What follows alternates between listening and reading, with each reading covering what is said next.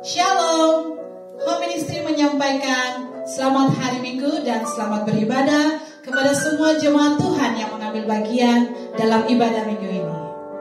Kita mulai pada kita, jemaat Tuhan diundang untuk bangkit berdiri.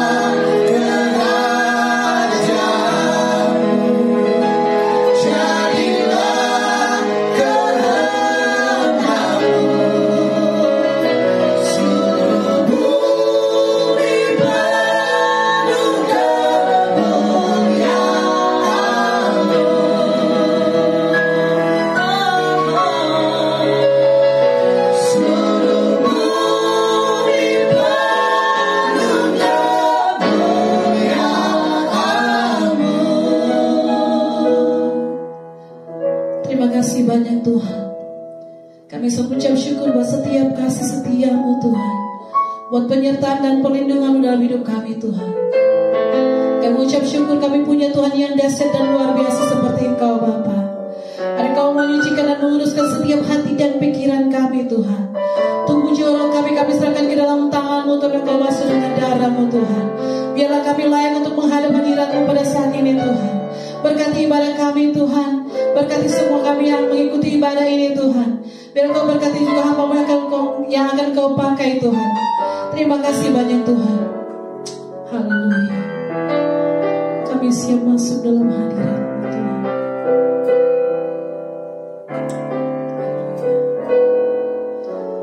Masuk hadirat-Mu Tuhan dengan korban pujian. Masuk hadirat-Mu Tuhan, berhiaskan kekudusan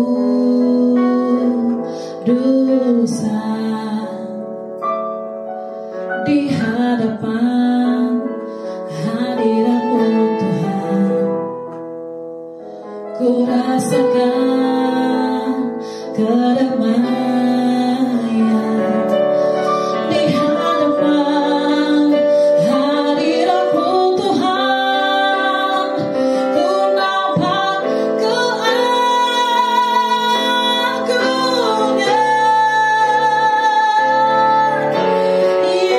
Yesus. Ku sembah Kau, sujud di hadapan-Mu. Keinginan dalam hidupku hanya untuk menyembah-Mu. Mari sama-sama kita akan pujian katakan.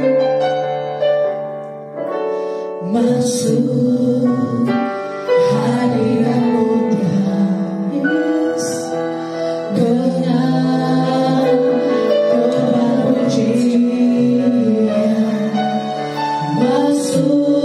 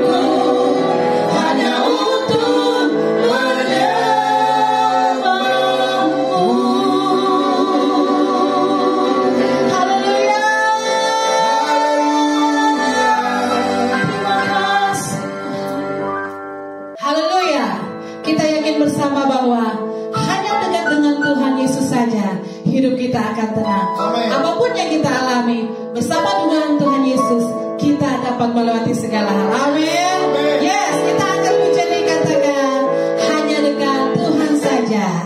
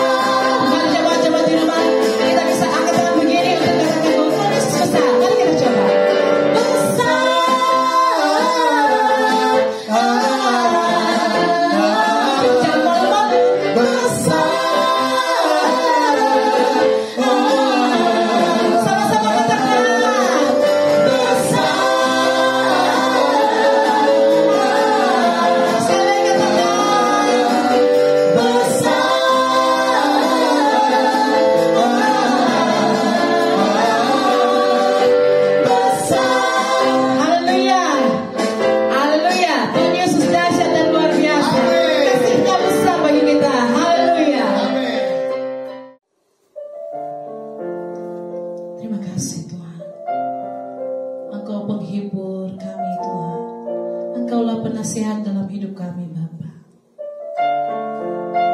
Kami bersyukur punya Tuhan yang dahsyat dan luar biasa seperti Engkau Tuhan.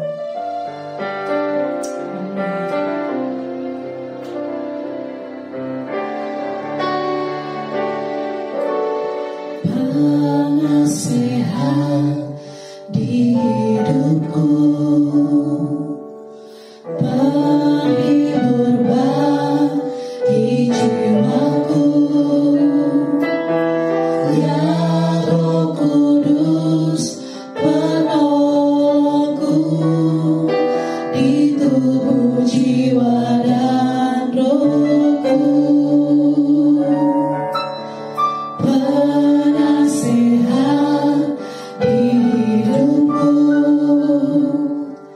penghibur bagi jiwaku,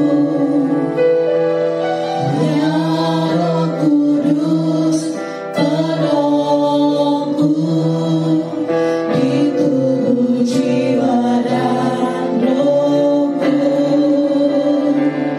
Engkau Maha Hadir, Roh Kudus di sini Kau bagiku.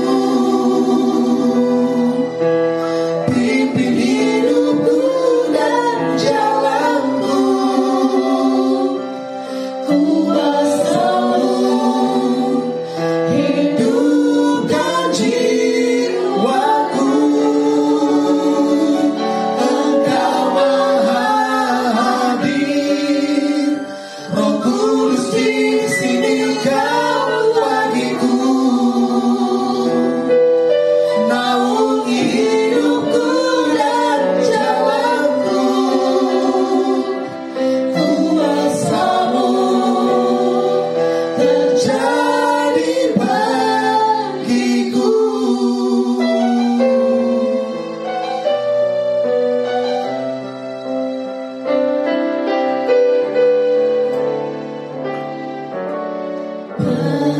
Penasehat di hidupku, penghibur bagi jiwaku,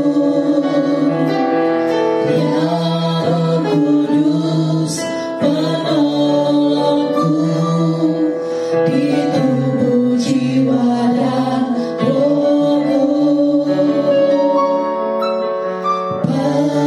Penasehat di hidupku, penghibur bagi jiwaku,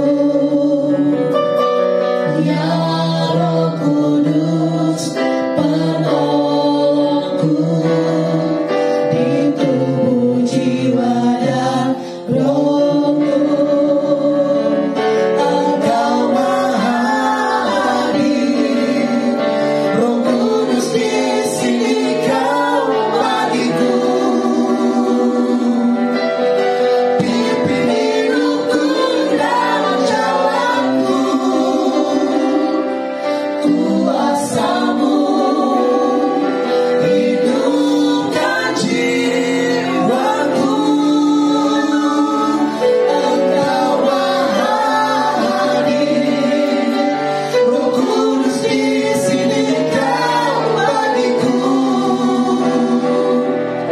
Naungi hidupku dan jalanku, kuasa-Mu terjadi bagiku. Engkau Maha Hadir, Roh Kudus di sini Kau bagiku. Pimpin hidupku dan jalanku, kuasa-Mu hidupkan jiwaku. Engkau Maha Hadir, Roh Kudus di sini Kau bagiku.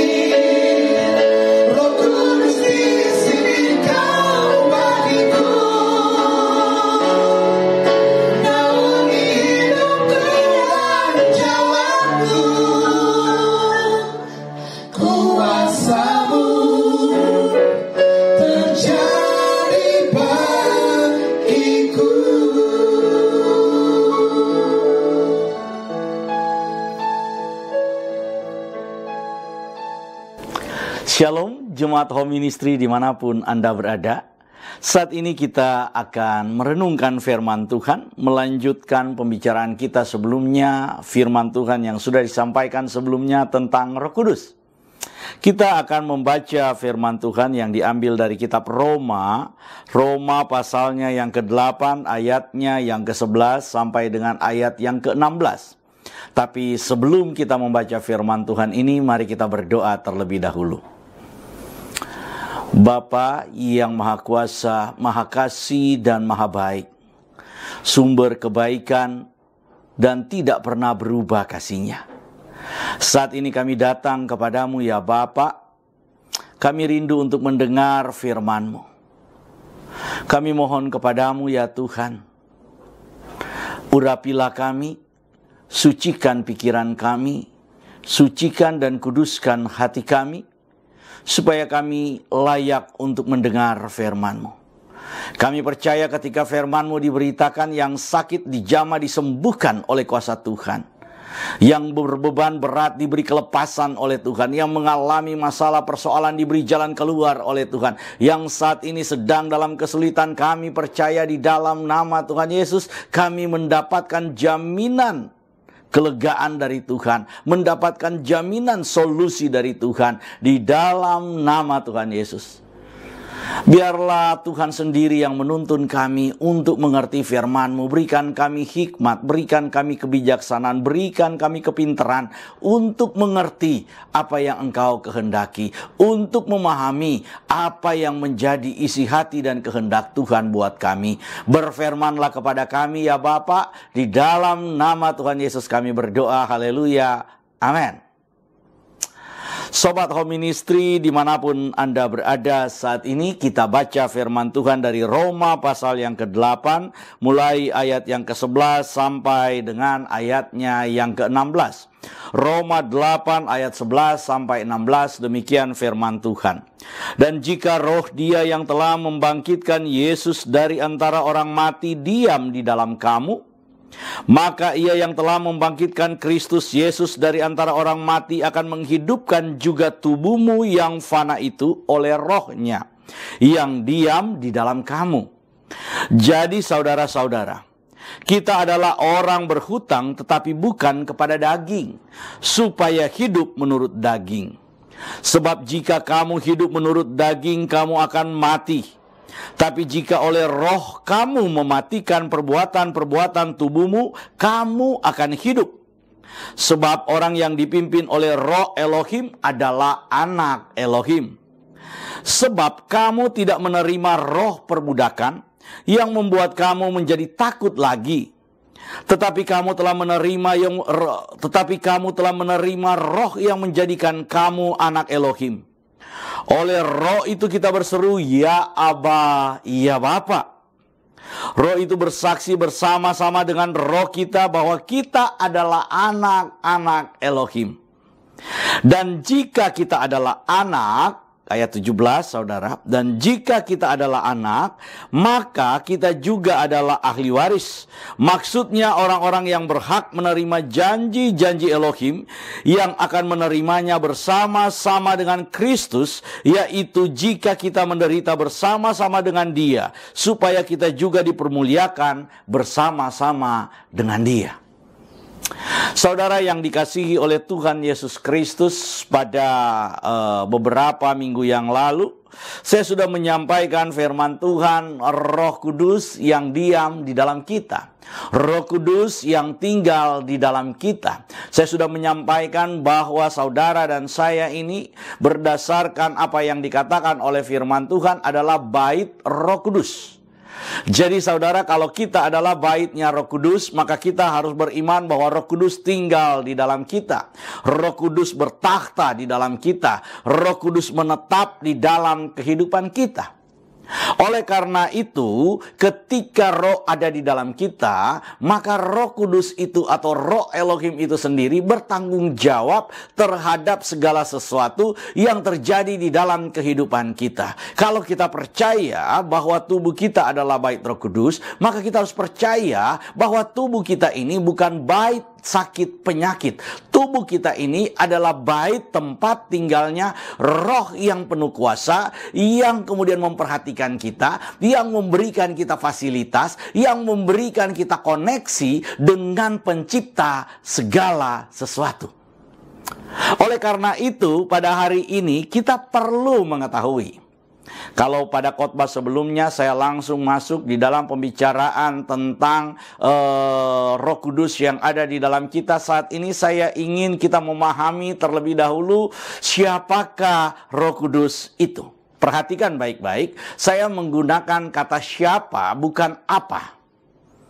Kenapa? Karena Roh Kudus itu pertama bukan benda. Roh Kudus itu kedua bukanlah objek, tapi Roh Kudus itu adalah subjek utama. Dia sehakikat dengan Sang Bapa, dia itu sederajat dengan Sang Bapa, dia juga sehakikat dengan Sang Firman, dia juga sederajat dengan Sang Firman. Roh Kudus, Sang Firman dan Bapa itu sehakikat, sederajat, tidak dapat dipisahkan.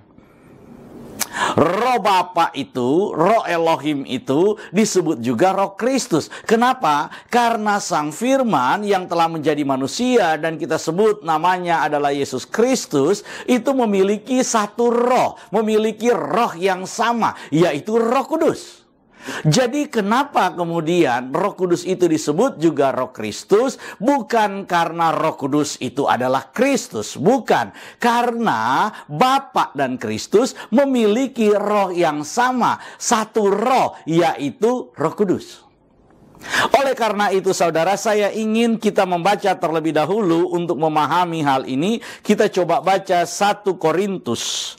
Saya akan buka buat saudara dan akan baca buat kita semua. 1 Korintus pasalnya yang kedua, ayat yang ke-10.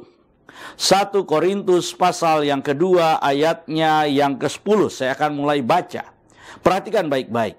Karena kepada kita Elohim telah menyatakannya oleh roh.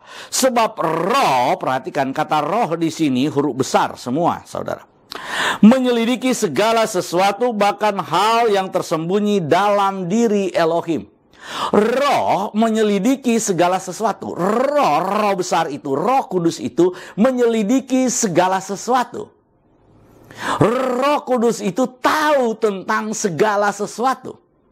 Bahkan firman Tuhan katakan bahwa di dalam diri Elohim sendiri, Roh Kudus itu tahu. Mengapa? Perhatikan ayat yang ke-11. Siapa gerangan di antara manusia yang tahu apa yang terdapat di dalam diri manusia selain roh manusia sendiri yang ada di dalam dia? Demikian pula lah. Tidak ada orang yang tahu apa yang terdapat di dalam diri Elohim selain roh Elohim sendiri. Saudara perhatikan baik-baik. Firman Tuhan berkata tidak ada yang tahu apa yang terdapat dalam diri manusia selain roh manusia itu sendiri. Demikian juga Elohim. Tidak ada yang tahu, tidak ada manusia yang tahu, tidak ada makhluk yang tahu apa yang ada di dalam diri Elohim selain roh Elohim itu sendiri, saudara. Selain roh Elohim itu.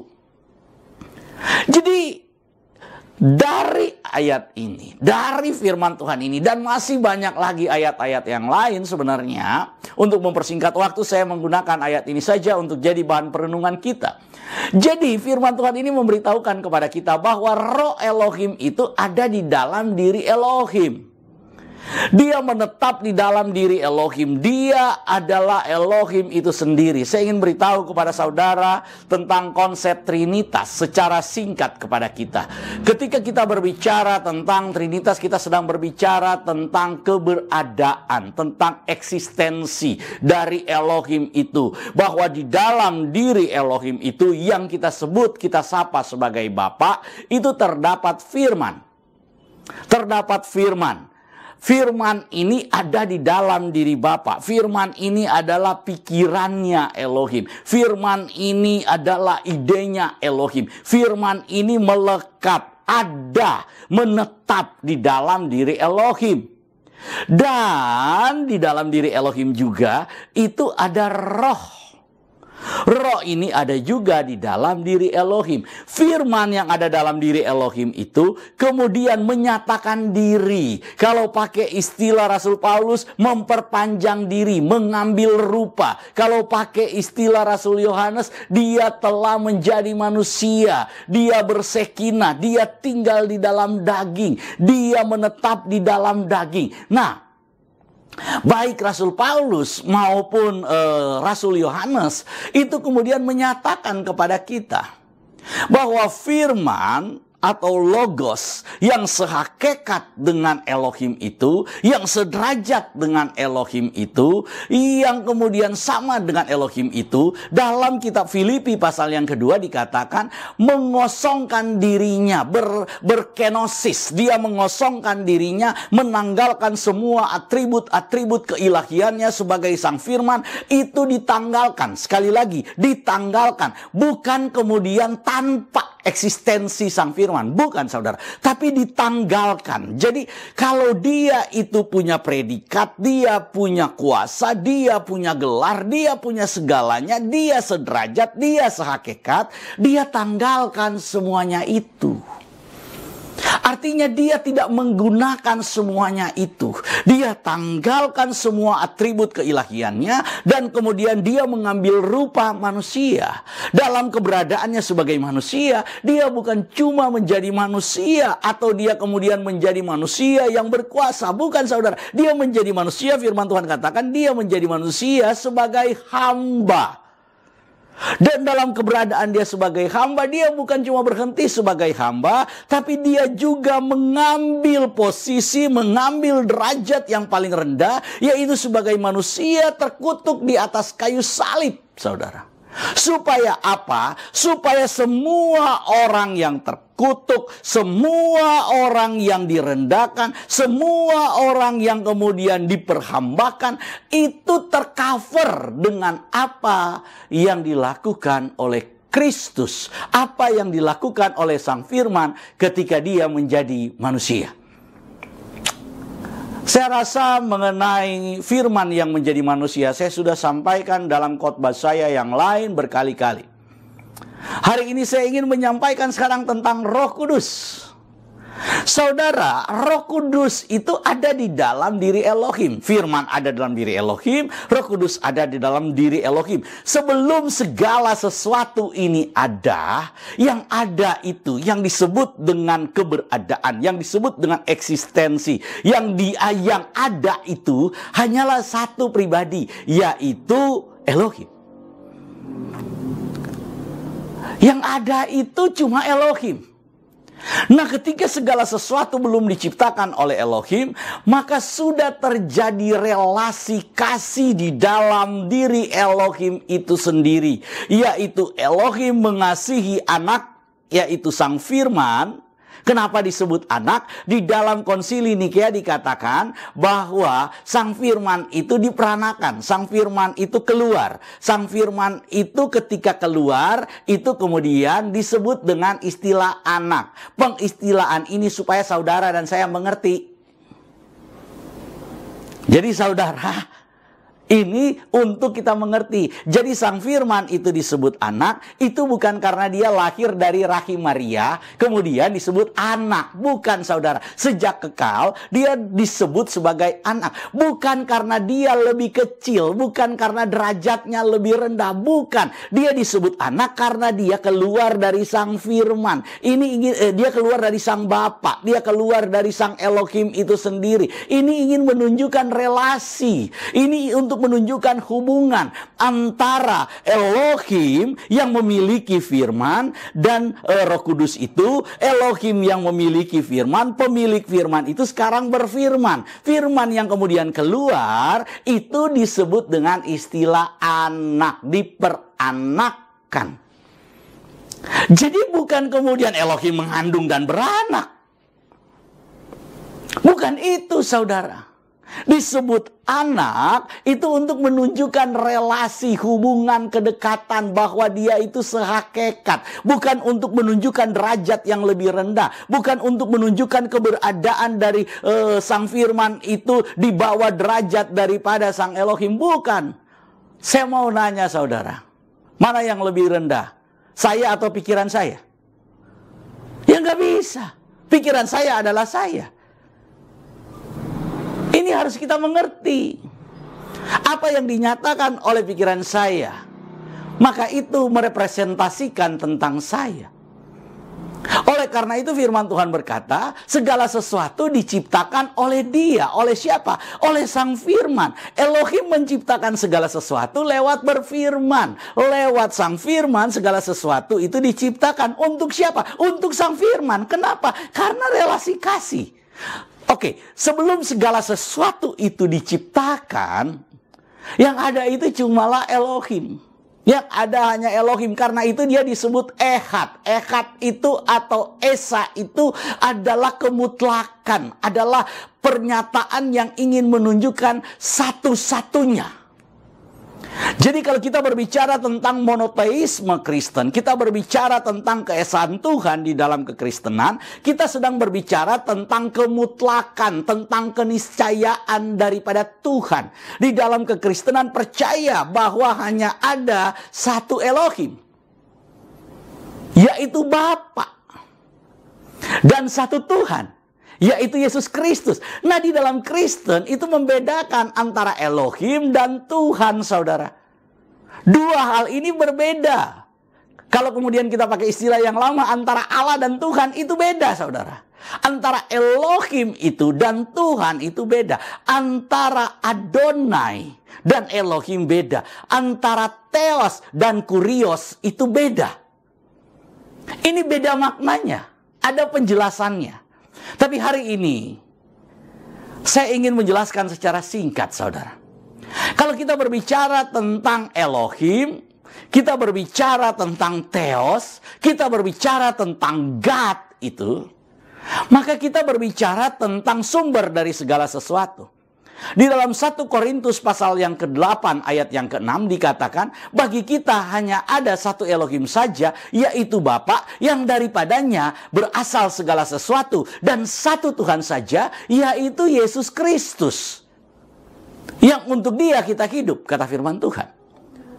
Jadi dalam iman percaya kita, antara Elohim, antara God, antara Theos dan Kurios, antara Elohim dan Adonai, antara God dan Lord, itu dibedakan sama sekali. Itu dibedakan, saudara. Nanti saudara baca di dalam beberapa ayat dikatakan bahwa Elohim membangkitkan Tuhan. Nah, ada ayat itu, saudara. Tapi nanti kita bahas. Saya cuma ingin beritahukan kepada kita secara singkat bahwa Elohim yang disapa oleh kita sebagai Bapa itu ingin menunjuk asal segala sesuatu. Bapa itu bukan karena dia punya anak, bukan. Bapa ingin menunjukkan asal dari segala sesuatu. Sama kalau di Jakarta ini disebut ibu kota. Pertanyaannya, bapak kotanya di mana? Ini adalah istilah untuk menunjukkan bahwa Jakarta ini adalah sentralnya Indonesia. Adalah pusatnya daripada negara Republik Indonesia. Itu Jakarta. Oke, saudara. Kalau disebut ibu kota, jangan saudara cari bapak kotanya. Apalagi dicari bidannya. Ini konyol. Saya kalau kemudian sebut anak tangga, saudara cari kemudian bapak tangganya dan ibu tangganya. Saya sebut misalnya anak kunci. Apa kemudian gembok itu adalah emaknya kunci? Ini adalah istilah-istilah yang digunakan oleh kita manusia untuk kemudian menggambarkan sesuatu di dalam deskripsi yang bisa kita mengerti, di dalam pemahaman yang bisa kita mengerti, saudara. Oleh karena itu saya ingin sampaikan hari ini bahwa istilah Bapa itu, bahwa Elohim disapa dengan sebutan Bapa, itu bukan untuk menunjukkan bahwa Tuhan itu punya istri. Untuk menunjukkan bahwa Elohim itu punya istri, karena itu dia disebut sebagai Bapa. Bukan, saudara. Kata Bapa itu digunakan menurut 1 Korintus 8 ayat 6, itu untuk menunjukkan keberadaan dari Elohim sebagai asal dari segala sesuatu. Sebagai asal dari segala sesuatu, maka dia disebut Bapa. Kenapa? Karena dia adalah induknya, dia adalah pusatnya, dia adalah asalnya. Karena dia adalah induknya, dia adalah asalnya di dalam budaya patriarkat, di dalam budaya kebapakan, di dalam budaya laki-laki ini patriarkat, maka kemudian digunakanlah istilah Bapa.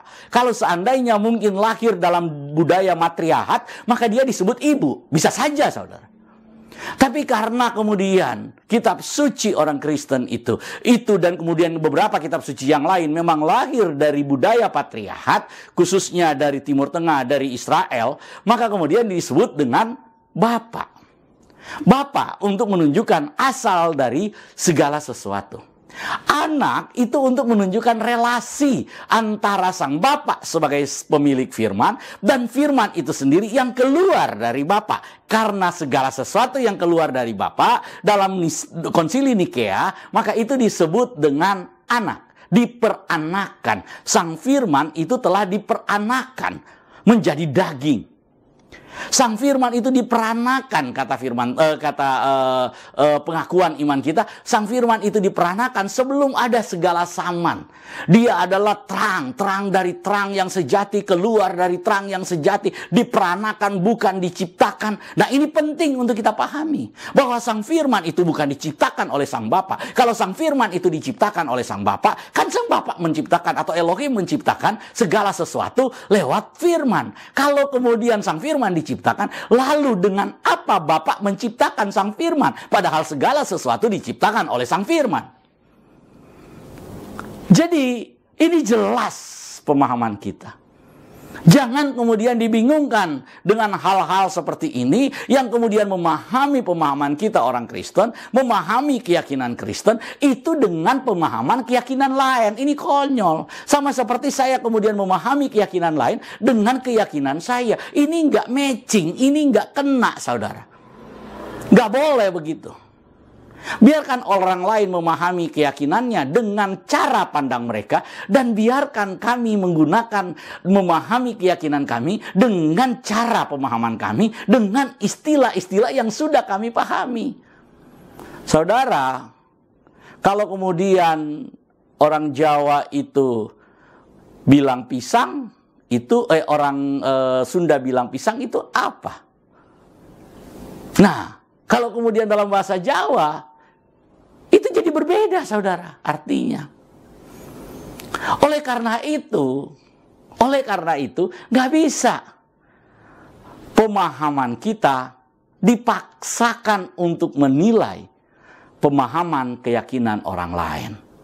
Biarkan kita ceritakan tentang kabar baik. Saya selalu menganjurkan kepada jemaat Tuhan, home ministry dimanapun Anda berada, sampaikan firman Tuhan, sampaikan firman Tuhan, sampaikan kebenaran firman Tuhan. Nggak usah urusin keyakinan agama lain, nggak usah urusin kepercayaan agama lain. Karena apa? Karena kuasa Roh Kudus yang bekerja itu lebih dari cukup untuk membuat orang-orang lain itu percaya, untuk membuat orang-orang yang dipilih oleh Tuhan itu mengambil keputusan untuk percaya kepada Yesus. Nggak usah dipaksa-paksa, nggak usah kemudian agama dibanding-bandingkan. Nggak bisa, agama nggak bisa dibanding-bandingkan. Kepercayaan, pengalaman pribadi saya itu berbeda dengan kepercayaan orang-orang yang lain. Dia punya pengalaman yang lain. Pengalaman itu secara pribadi, secara privat itu dimiliki oleh setiap orang. Gak usah dipaksa. Tapi kalau dia adalah milik Kristus, kalau orang-orang itu adalah orang yang dipilih oleh Tuhan, maka ketika kita menyampaikan firman Tuhan, ketika kita menyampaikan kebenaran firman Tuhan, akan ada gerakan Roh Kudus di dalam dirinya, karena Roh yang sedang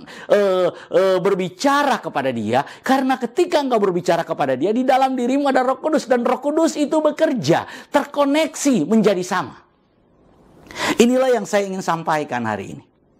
Bahwa roh yang ada di dalam diri Elohim itu kemudian dinyatakan oleh kitab Roma yang kita baca tadi, saudara. Roh yang ada di dalam diri Elohim yang lewat firman Tuhan ini menyatakan, menyelidiki segala sesuatu. Roh yang ada dalam diri Elohim itu ternyata ada juga di dalam kita. Jadi kalau kita berbicara tentang Roh Kudus, kita sedang berbicara tentang Roh Elohim itu sendiri. Roh Elohim itu juga adalah Roh Kristus Yesus. Roh Elohim sama dengan Roh Kristus. Ini nggak bisa dibedakan. Kenapa? Karena Kristus sebagai Sang Firman itu berasal dari tempat yang sama, berasal dari sumber yang sama, memiliki roh yang sama. Karena dia memiliki roh yang sama, maka dia juga disebut sebagai Roh Kristus. Roh Kudus itu disebut Roh Kristus. Karena itu kita kembali kepada renungan kita hari ini. Di dalam Roma pasal yang ke-8, Roma pasal yang ke-8 ayat yang ke-11, perhatikan baik-baik, kita baca, kita mulai renungan kita. Jika roh dia yang telah membangkitkan Yesus dari antara orang mati diam di dalam kamu, maka ia yang telah membangkitkan Kristus dari antara orang mati akan menghidupkan juga tubuhmu yang fana itu oleh rohnya yang diam di dalam kamu.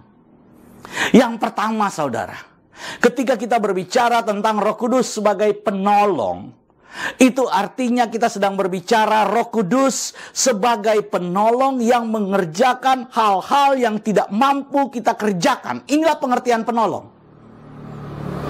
Saudara, kalau dia sebagai penolong, itu artinya ada bagian-bagian yang saudara dan saya tidak mampu kerjakan.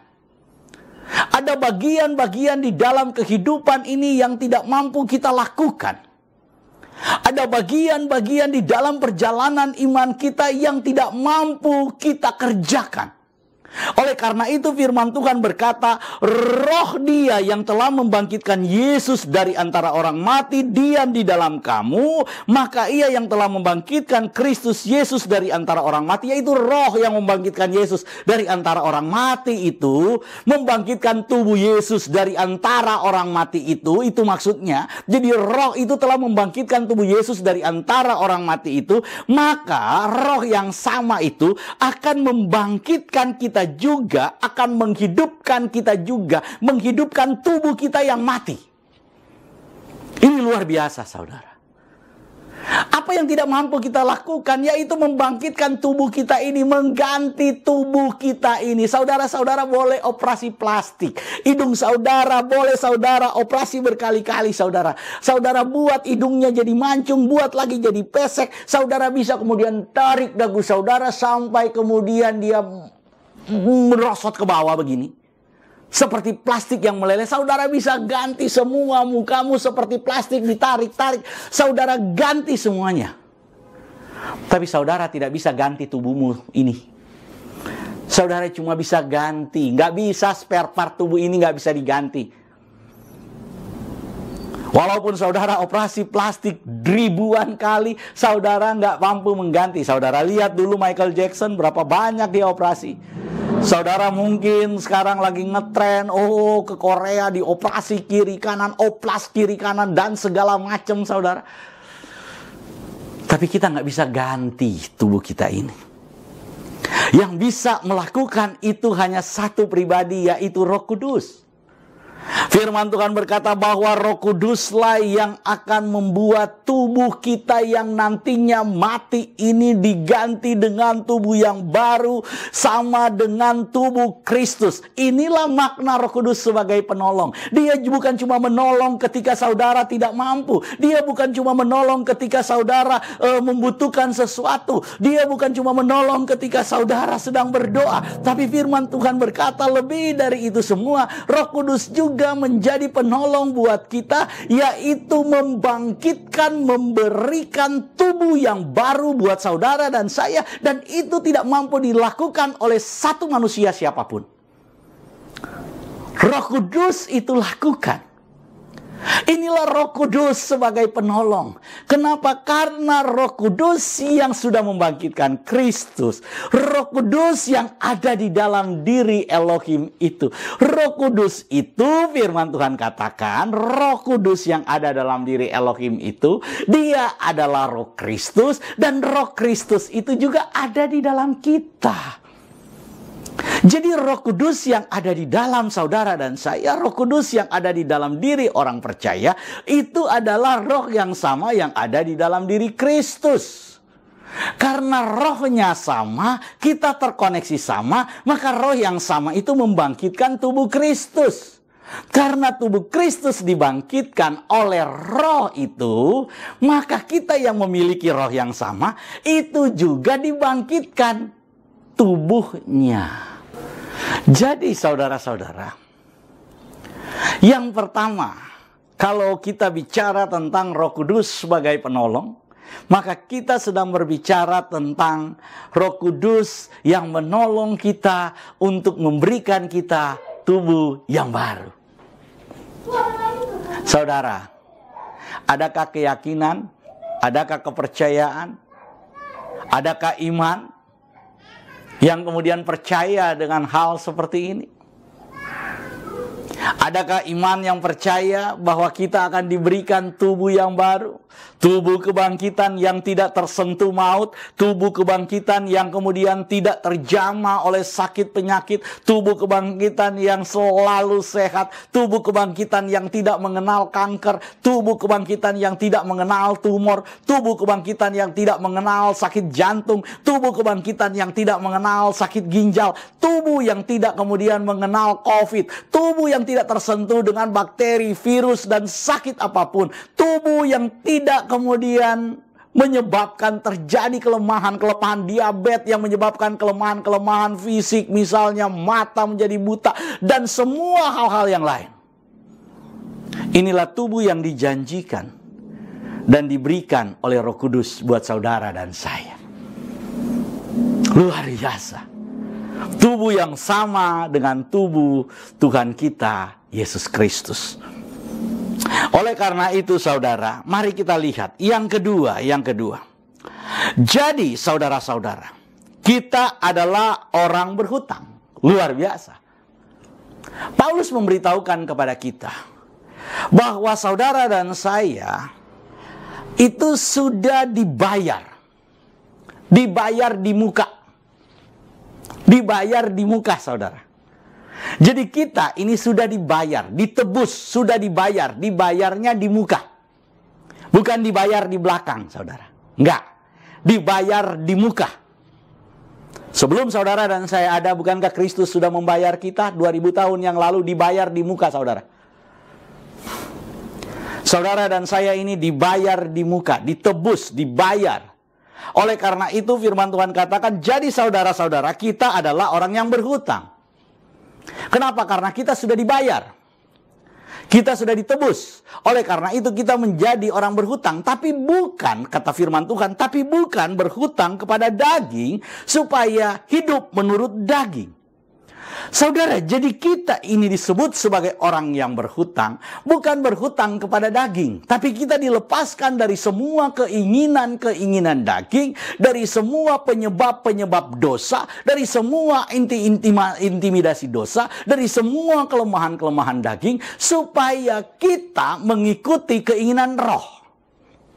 Jadi yang kedua, Roh Kudus itu sebagai penolong yang akan menjadi renungan kita hari ini adalah Roh Kudus yang menolong kita untuk mengerjakan, melakukan keinginan-keinginan Elohim itu sendiri. Karena firman Tuhan katakan, siapakah yang tahu apa yang ada dalam diri Elohim selain Roh Elohim itu sendiri. Jadi Roh Kudus itu mengerjakan di dalam kita supaya saudara dan saya bisa mengerti apa yang menjadi keinginan Elohim, apa yang menjadi rencana Elohim, apa yang menjadi kehendak Elohim dalam hidup kita. Wow, saudara. Saudara, kalau seandainya menteri-menteri Pak Presiden Jokowi atau menteri atau partai-partai pengusung Presiden Jokowi, saya bukan mau ngomong politik, saya ingin membandingkan, saya cuma ingin memberikan contoh. Itu mengerti apa yang menjadi rencana dan kehendak dari Presiden Jokowi, maka mereka pasti akan mengerjakan itu. Mereka pasti akan melakukan itu.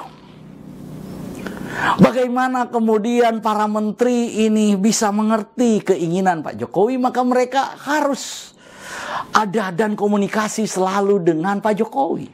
Mereka harus selalu mendengar apa yang sebenarnya menjadi rencana-rencana Pak Jokowi di masa depan. Rencana-rencana Pak Jokowi dalam pemerintahannya ini. Rencana-rencana Jokowi yang dibangun untuk kemudian beberapa tahun nanti ke depan. Bahkan rencana Pak Jokowi sebagai presiden hari ini yang sudah merencanakan pembangunan sampai 2045.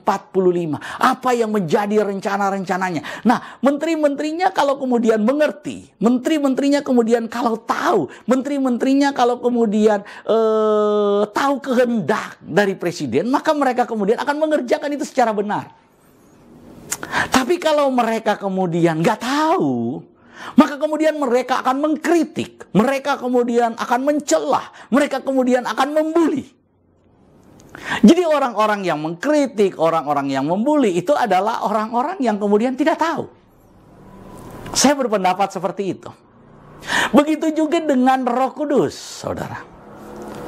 Saudara, kalau kita itu tidak mengerti apa yang menjadi rencana Tuhan lewat pribadi yang bernama Yesus Kristus, yaitu firman Tuhan, yaitu ide Tuhan itu sendiri, yaitu rencana Tuhan itu sendiri, yaitu pikiran Tuhan itu sendiri, yang disebut dengan Logos itu yang sudah menjadi manusia, dan kita sapa dengan nama Yesus Kristus itu, saudara.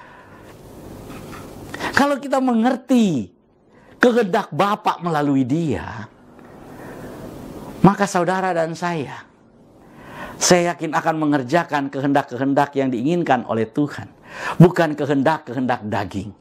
Nah, bagaimana supaya kita bisa mengerti?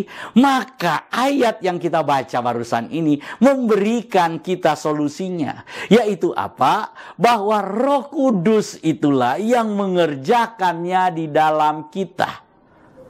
Mari kita baca dulu, saudara. Saya ingin kita baca Filipi.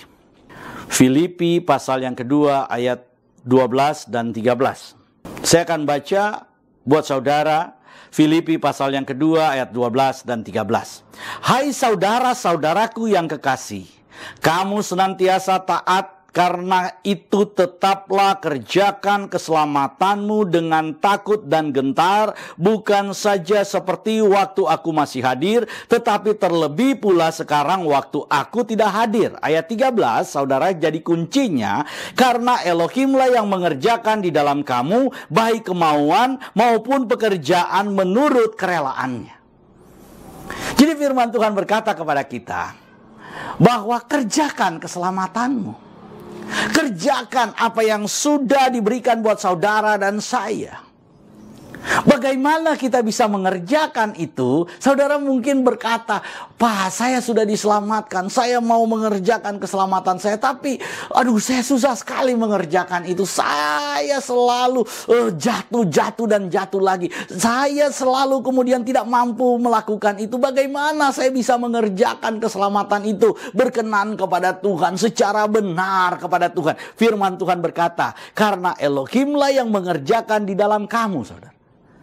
Jadi kalau kita berbicara tentang mengerjakan kehendak Tuhan, mengerjakan keselamatan, mengerjakan rencana Tuhan di dalam kehidupan kita, di dalam keberimanan kita, maka kita harus mengerti firman Tuhan ini, bahwa Roh Kudus sudah mengerjakan terlebih dahulu di dalam kita. Karena Roh Kuduslah yang tahu apa yang ada di dalam diri Elohim. Kalau saudara mengerjakan apa yang engkau ingin kerjakan dan engkau sebut bahwa saya mengerjakan keselamatan, saya mengerjakan iman saya mengerjakan kepercayaan saya menurut tafsirmu, menurut pandanganmu, menurut pikiranmu, maka saudara tidak akan mengerjakan pekerjaan Kristus.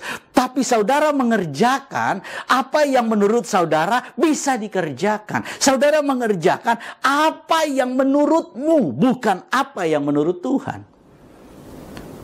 Kalau ingin mengerjakan pekerjaan Tuhan, mengerjakan keselamatan yang dipercayakan oleh Tuhan buat saudara dan saya, sesuai dengan kehendak Tuhan, sesuai dengan rencana Tuhan, menurut apa yang Tuhan inginkan, maka firman Tuhan memberitahukan kepada kita, kerjakan itu lewat apa? Lewat apa yang sudah Roh Kudus taruh di dalam hidupmu, melewat apa yang sudah Roh Kudus gerakan di dalam hidupmu. Saudara, pernahkah saudara ketika ingin melakukan sesuatu, ada kemudian roh yang berbicara di dalam kita, jangan lakukan itu. Atau Roh Kudus kemudian seperti mendorong kita, kita begitu menggebu-gebu, kita bersemangat misalnya, kemudian Pak Mul, kemudian ketika kemudian dia sudah lelah, dia sudah capek, ada di rumah, tapi kemudian ada gerakan dari Roh Kudus di dalam dirinya, yang kemudian begitu membara, yang begitu bersemangat, yang begitu berapi-api, menyuruh dia pergi beritakan Injil.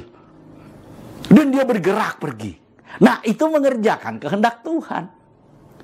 Kenapa? Karena roh yang ada di dalam diri kita menuntun kita. Tapi ketika roh yang ada dalam diri kita kemudian melarang, kita bilang jangan, jangan. Maka berhenti, saudara. Kalau enggak, saudara akan ada dalam masalah yang serius. Saudara pernah mengalami itu? Ketika Roh Kudus menggerakkan kita untuk pergi, maka jangan ditahan-tahan, pergi, lakukan. Tapi ketika Roh Kudus berkata jangan, jangan, maka berhenti. Walaupun mungkin hari ini itu kelihatan menguntungkan buat kita. Walaupun mungkin hari ini begitu menggiurkan buat kita. Tapi ketika Roh Kudus yang menuntun kita, menjadi penolong kita, menjadi penasehat kita, memberitahukan kepada kita jangan, berhenti, saudara. Jadi yang kedua yang sedang kita bicarakan, Roh Kudus menolong kita untuk mengerjakan, untuk melakukan pekerjaan-pekerjaan yang dikehendaki oleh Tuhan. Mengapa? Karena hanya Roh Kudus yang paling tahu apa yang dikehendaki oleh Tuhan. Hanya Roh Kudus yang paling tahu apa yang menjadi rencana Tuhan, apa yang ada di dalam diri Tuhan itu. Hanya Roh Kudus yang paling tahu. Jadi saudara dan saya jangan sok tahu. Oleh karena itu saudara, kalau kita mau bergerak maju, biarkan Roh Kudus yang menggerakkan kita. Biarkan Roh Kudus yang menuntun kita. Biarkan Roh Kudus yang membawa kita. Untuk poin yang ketiga saudara dan keempat, saya ingin sampaikan saudara pada minggu-minggu yang akan datang. Tapi saya ingin kita kemudian melihat sedikit saja. Saya minta waktu beberapa menit. Dalam Roma pasal yang ke-8 ayatnya yang ke-13, mari kita lihat sama-sama Roma 8 ayat ke-13. Sebab jika kamu hidup menurut daging, kamu akan mati. Tetapi jika oleh roh kamu mematikan perbuatan-perbuatan tubuhmu, kamu akan hidup. Saudara perhatikan, yang ketiga sebenarnya yang saya ingin sampaikan adalah bagaimana kemudian kita mematikan keinginan daging. Keinginan daging ini nggak mungkin bisa dimatikan, saudara. Firman Tuhan berkatakan kepada kita bahwa ketika Rasul Paulus dalam kitab Korintus dia berkata, aku ingin melakukan yang baik, tetapi yang aku lakukan adalah perbuatan yang tidak baik. Siapakah yang dapat melepaskan aku dari tubuh, kata Rasul Paulus, dari tubuh maut ini, dari tubuh ini, karena intimidasi dosa di dalam tubuh ini, keinginan-keinginan melakukan kehendak daging dalam tubuh ini, itu luar biasa kuat. Aku, kata Rasul Paulus, bayangin, selevel Rasul Paulus berkata, nggak kuat, saudara. Tapi lewat Roh Kudus, maka saudara menjadi kuat untuk melakukan kehendak-kehendak Tuhan. Jadi bukan lagi berbicara tentang bagaimana mematikan kehendak daging, tapi kita sedang berbicara bagaimana kehendak Tuhan yang kita kerjakan. Karena ketika kehendak Tuhan kita kerjakan, ketika keinginan roh itu yang kita lakukan, maka secara otomatis keinginan daging ini itu ditekan. Untuk menekan keinginan daging, saudara, bukan saudara dengan berpuasa, bukan saudara kemudian dengan menjaga kekudusan, waduh saudara, percayalah nggak kuat. Tapi kemudian untuk menekan kehendak daging, firman Tuhan memberitahukan kita, lakukan keinginan roh. Jadi jangan fokus kepada menekan keinginan dagingnya. Jangan fokus pada keinginan daging itu. Tapi fokus kepada keinginan roh. Kalau kita fokus kepada keinginan roh, kita melakukan keinginan-keinginan roh itu, maka secara otomatis kita tidak melakukan keinginan daging. Itu rumusnya. Karena keinginan daging dan keinginan roh ini bertolak belakang. Jadi jangan fokus kepada keinginan daging. Jangan fokus dengan jangan lakukan. Jangan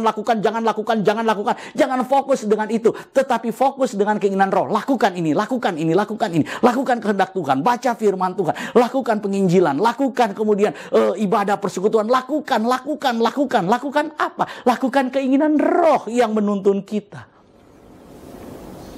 Jadi Roh Kudus menolong kita untuk apa?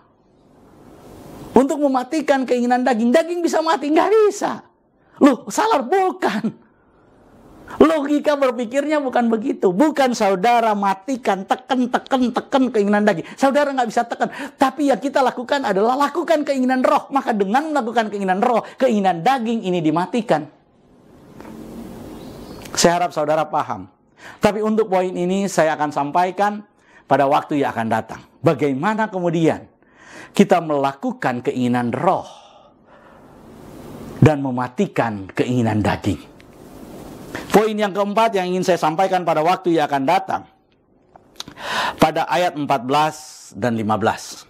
Sebab semua orang yang dipimpin oleh Roh Elohim adalah anak. Nah, kita akan berbicara tentang anak Elohim dan ahli waris. Ini akan kita bicarakan pada minggu-minggu yang akan datang. Jadi Roh Kudus menolong kita. Menolong kita untuk apa? Menolong kita untuk menjadi anak. Menolong kita untuk memiliki legitimasi, memiliki legalitas sebagai seorang anak. Anak Elohim, anak Tuhan. Luar biasa.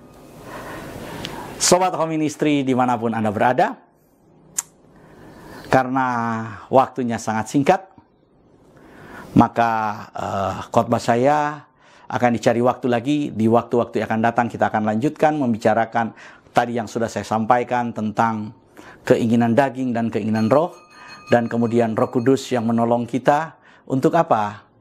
Untuk mengangkat kita sebagai anak menjadi ahli waris dari Bapa Surgawi. Kita berdoa. Terima kasih ya Tuhan buat penyertaan, perlindungan, tuntunan-Mu di dalam kehidupan kami. Saat ini kami telah mendengar firman-Mu. Kami berdoa kepadamu melalui perantaraan Tuhan kami Yesus Kristus. yang terus bersyafaat buat kami, yang mengcover kami dengan doa dan berkat-Nya, yang menolong dan menopang kami dalam setiap kesulitan dan permasalahan kami. Bahkan saat ini telah memberikan Roh-Nya yang kudus di dalam kehidupan kami. Roh Kristus ada di dalam kami. Roh Kudus ada di dalam kami. Roh Elohim itu ada di dalam kami.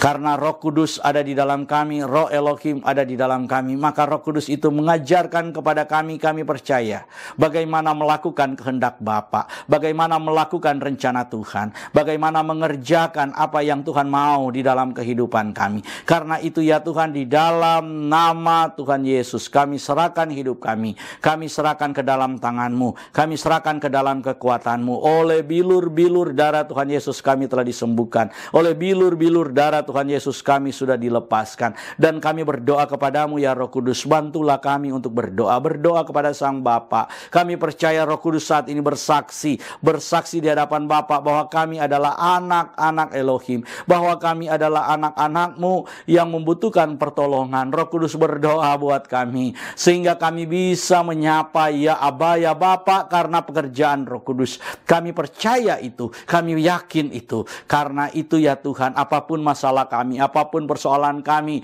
yang sakit, biarlah Tuhan jamah, Tuhan sembuhkan lewat Roh yang berkuasa yang ada di dalam diri kami saat ini bekerja, menjamah, menyembuhkan, memampukan kami. Oleh bilur-bilur darah Tuhan Yesus kami sudah disembuhkan. Kami berdoa kepadamu, biarlah Roh yang telah membangkitkan Kristus itu saat ini juga mengubahkan tubuh kami, menyembuhkan dari sakit menjadi sembuh, dari masalah-masalah yang tidak kami bisa selesaikan, bisa kami selesaikan karena Roh Kudus yang menyelesaikan buat kami dalam nama Tuhan Yesus. Terima kasih ya Tuhan, terima kasih ya Bapa. Kami serahkan hidup kami ke dalam tangan kasih-Mu. Di dalam nama-Mu kami berdoa, berkatilah jemaat-jemaat-Mu ini Tuhan dengan berkat-berkat yang sudah Engkau janjikan. Haleluya. Dalam nama Tuhan Yesus kami berdoa. Amin. Sobat Home Ministry dimanapun Anda berada saat ini, kami ingin informasikan bahwa Home Ministry terus melakukan ibadah minggu setiap minggu pertama, minggu ketiga, dan minggu kelima. Dan dalam setiap ibadah-ibadah gerejawi, ibadah-ibadah Kristen, ibadah-ibadah umat Tuhan, kita akan memperingati ibadah-ibadah itu. Selamat hari Minggu. Selamat menikmati berkat-berkat Tuhan. Selamat menikmati kasih Tuhan yang tanpa batas. Selamat menikmati mujizat Tuhan. Tuhan Yesus memberkati. Sobat Home Ministry dimanapun Anda berada, saat ini kita akan masuk dalam sakramen perjamuan kudus. Dan saya persilakan saudara yang ada di rumah untuk bangkit berdiri.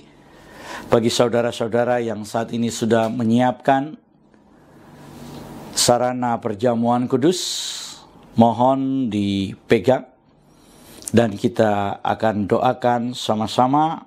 Di dalam nama Tuhan Yesus saat ini kami mengangkat roti dan anggur ini.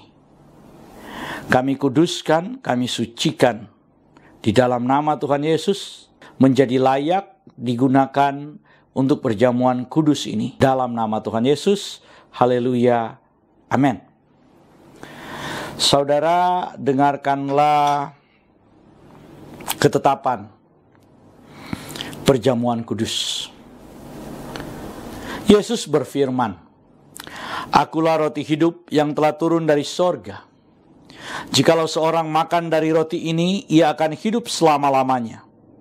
Dan roti yang kuberikan itu ialah dagingku, yang akan kuberikan untuk hidup dunia." Maka kata Yesus kepada mereka, "Aku berkata kepadamu, sesungguhnya jikalau kamu tidak makan daging anak manusia dan minum darahnya, kamu tidak akan mempunyai hidup dalam dirimu. Barang siapa makan dagingku dan minum darahku, ia mempunyai hidup yang kekal, dan aku akan membangkitkan dia pada akhir zaman.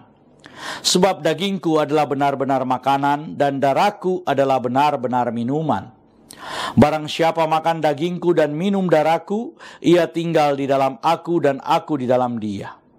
Sama seperti Bapa yang hidup mengutus aku dan aku hidup oleh Bapa, Demikian juga barang siapa yang makan aku akan hidup oleh aku.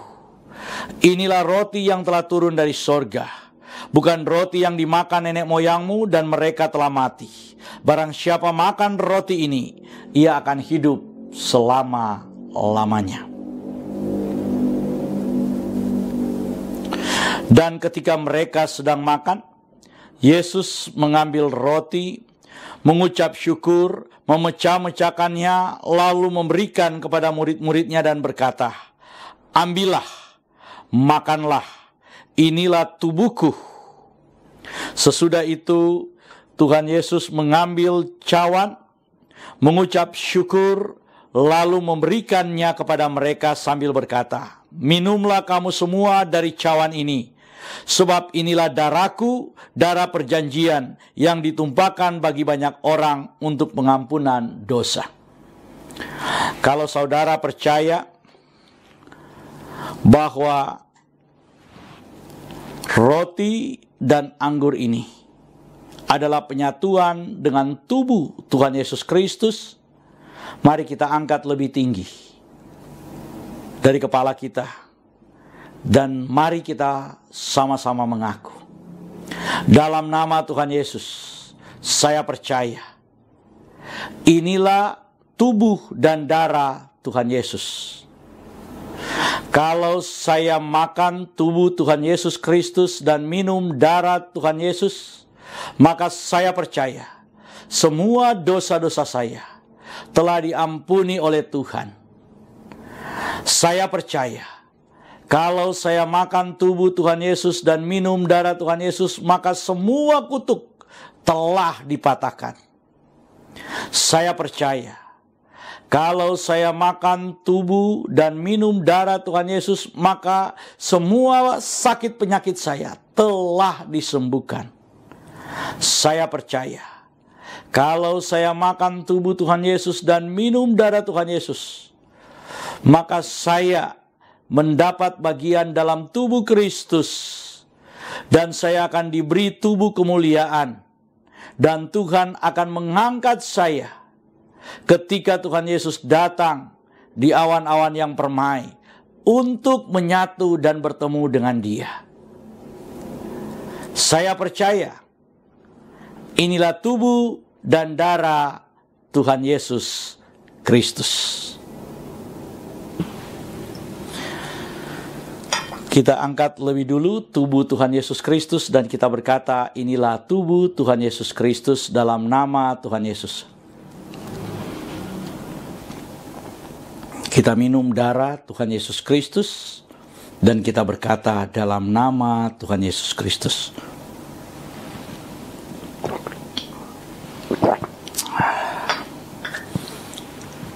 Mari kita mengucap syukur bersama-sama.